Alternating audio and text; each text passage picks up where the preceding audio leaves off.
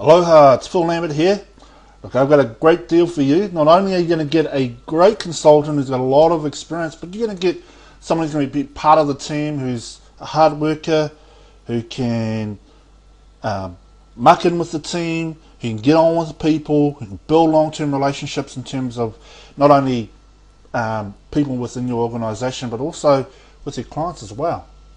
Now, I kind of guess that being a part of the Grab One team would require someone that can work under pressure, because the nature of your business is that you must have a deal ready to go in the Waikato every single day.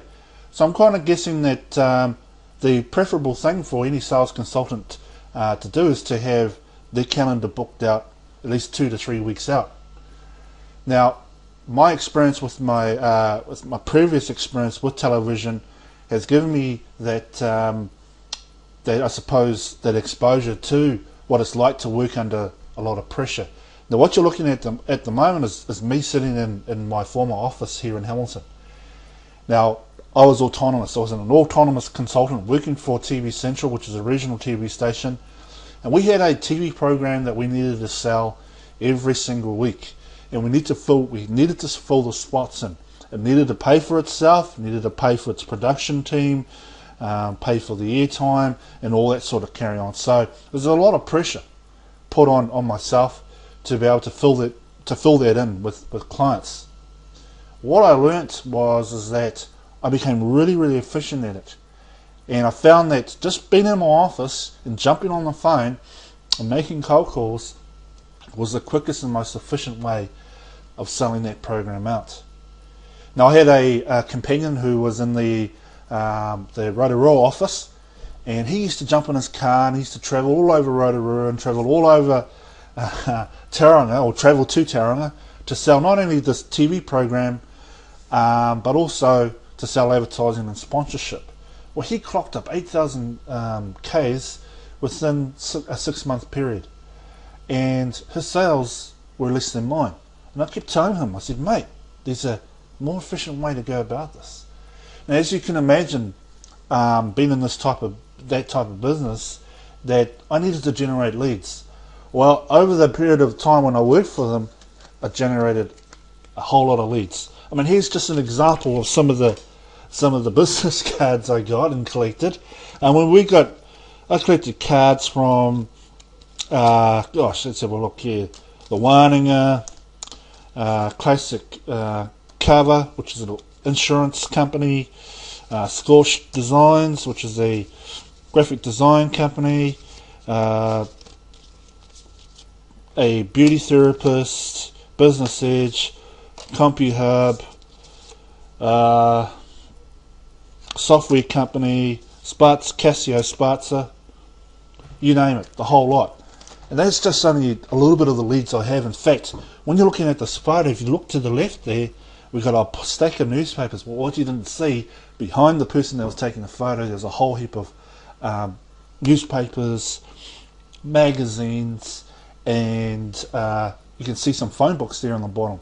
But I had stacks of phone books because I used to generate a lot of leads by just going through to see who was advertising. Because if people were advertising in the yellow pages or the newspaper or magazines, that means that they had a budget, and two, they were looking for more customers. So they were, in a way, they've jumped through one hoop of qualification, which helped towards getting them as a client. The other thing I learned too is how else was I going to find leads, and how else were we going to find people who were spending money on advertising or who wanted more customers. And I started to listen to the radio. So I started listening to the radio, and then I would call up the people who were advertising and say, hey, look, this is Phil Lambert from TV Central, blah, blah, blah, blah. And I go into my pitch. Then I started watching television. Of course, I started watching my competitors' programming, and would look at who was advertising on their programming. So it's generating leads from different places.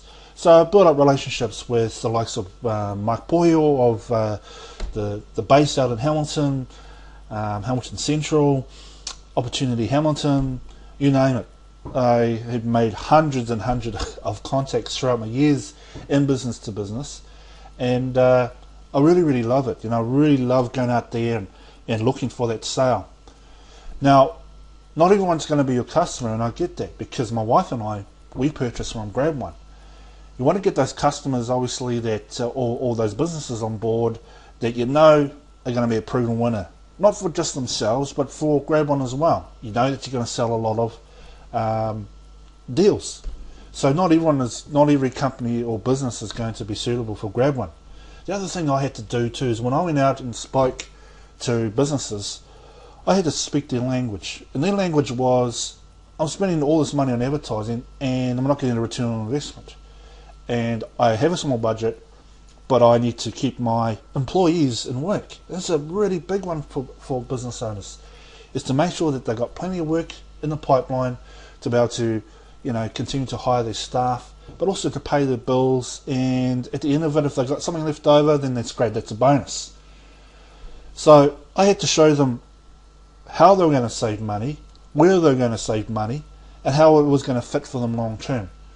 So I understand that from a Grab One point of view, it's about educating your customer. This is the benefit of going with Grab One. Here's why: because you have an already captive audience through your email database. They don't have to spend any money up front. They only pay for results. And also show them how to use Grab One on a long-term basis by adding it to their promotional calendar. Okay, they're not going to use Grab One all the time, all right? But they can at least use Grab One once a month. So they're on a continual rotation. So what you want is at least, 100 businesses that are on a continual rotation, that see the benefits of it, and they can comprehend and they understand it, and they are on a rotation of a promotional rotation with Grab One. I think that's ideal.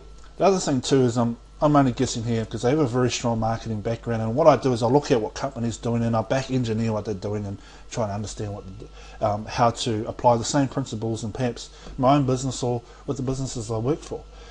But I can't understand that maybe that there's an attrition rate with Grab One. Maybe there are people who use Grab One once and perhaps never use it again. Well, it's about reactivation. How do we reactivate those people? Well, I know how to reactivate people or reactivate businesses, and I know how to do it for your business. It's basically reaffirming and re-educating the customer of why they should go with Grab One. And if it didn't work, find out why it didn't work last time, or find out what happened last time, and then say, well, maybe you need to try it this way, or maybe you need to add this, maybe you need to start gathering emails and have a list and have a script for your staff to use. Maybe you need to show your staff how to upsell and cross-sell so that Grab One can, be a great thing for your organisation. So I suppose it's about getting new business, but then it's about reactivating old business. It's about getting long-term business and approaching those companies that you know they're going to do well, not only for themselves but also for Grab One, because it's about long-term. So I've sold insurance.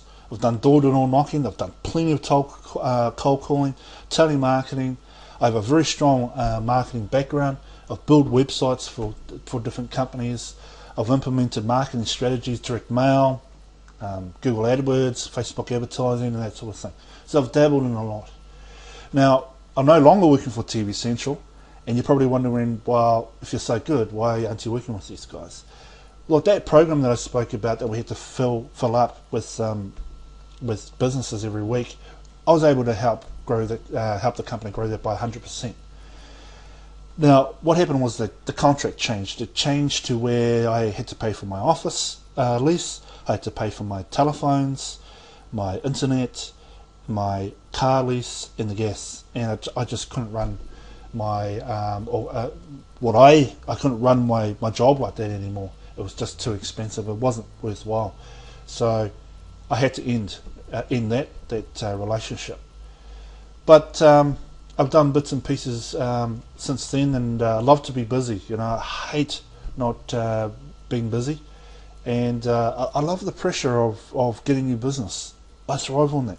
I really do thrive on that. So I hope this video goes in some way towards me getting hired for your company. I've included some links to my Facebook page so you can have a look about what I'm all about. There's a couple of videos on there which I think you might like. Also, I've got a link to my CV and also a link to a cover letter, just covering the formalities. But hope to hear from you soon, and good luck.